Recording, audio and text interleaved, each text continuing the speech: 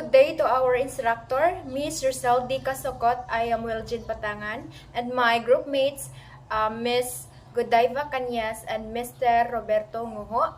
And we are the group 14. And now we will talk about the Ncip and Indigenous rights in the Philippines.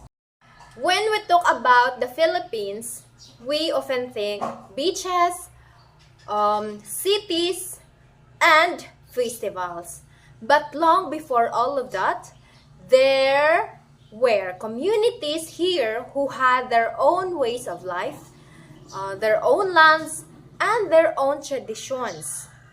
These are our indigenous cultural communities and indigenous peoples, or ICC and IPs.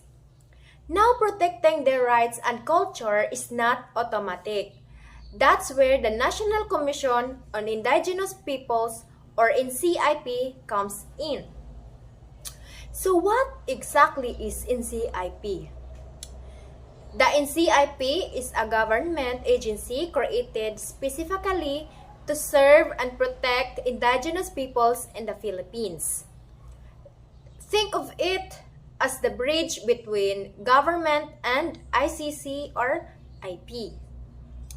Its job is to make sure that indigenous communities are recognized, respected, and given a voice in decisions that affect their land, culture, and future. Why does this matter? So because for a long time, many indigenous groups faced land loss, discrimination, and their tradition were ignored. The NCIP was created to change that. Its purpose is simple but important: to uphold the rights of indigenous peoples, preserve their culture, and support their rights to self-governance. This means helping them to secure their ancestral domains, resolve conflicts, and ensure that no project enters their land without their free, prior, and informed consent. In short, the NCIP exists because indigenous peoples deserve more than just recognition on papers. They deserve real protection, real respect, and real participation in the country's development. And that's exactly what we will explore next: how the NCIP was established and why it was created, or it was needed in the first place.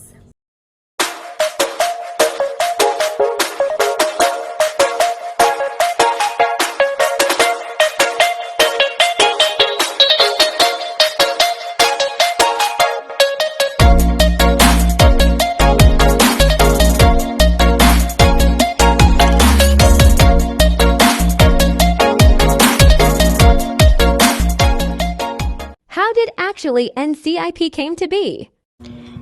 So how did the NCIP came to be? So it all started with a law called Republic Act A371, better known as the Indigenous Peoples' Right Act of EPRA, passed in 1997. Before this law, many indigenous communities struggled because the rivers to land and culture weren't fully protected. Ancestral land were often taken for projects and their voices were left out of decisions. That's why the EPRA was created, to fix the wrongs. The law officially recognized the rights of indigenous peoples to their ancestral domain, their culture, and their right to self-govern, and to make sure those things were actually protected. The law also created the National Commission on Indigenous Peoples, or NCIP. In short, the NCIP was born out of EPRA to act as the government partner for indigenous people, making their rights aren't just written in paper but respected on the ground. NCIP is structured like a national team with offices down to the provincial level. The role is basically to be the guardian and advocate for indigenous peoples, protecting land, making sure their consent matters, and helping their culture arise.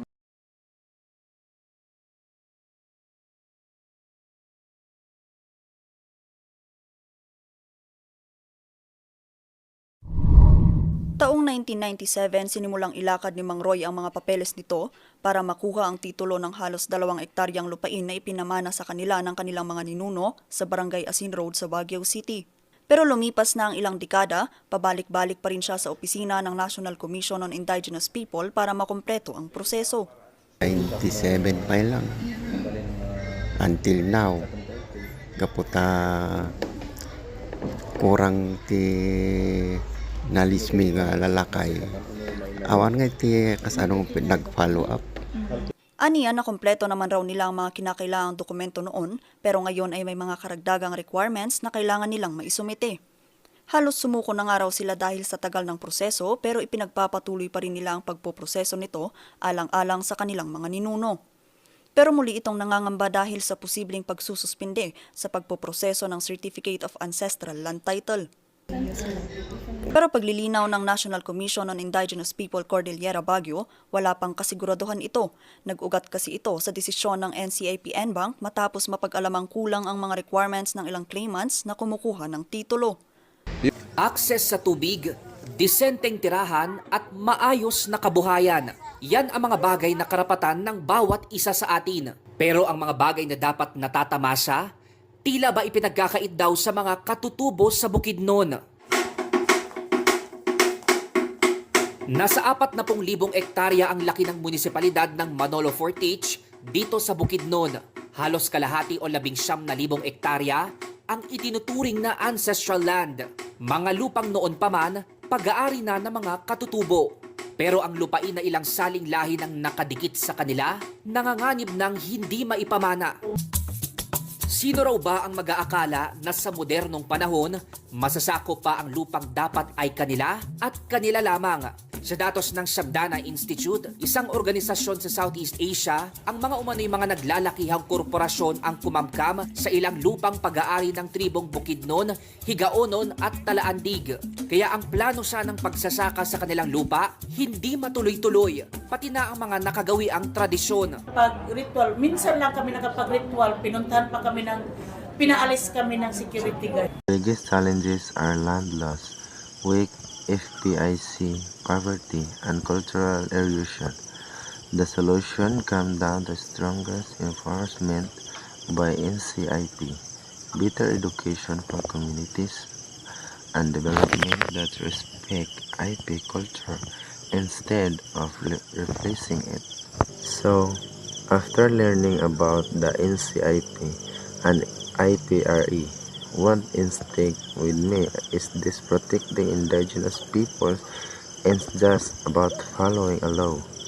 It's about recognizing that their history, their land, and their way of life are part of what makes Philippines what is it.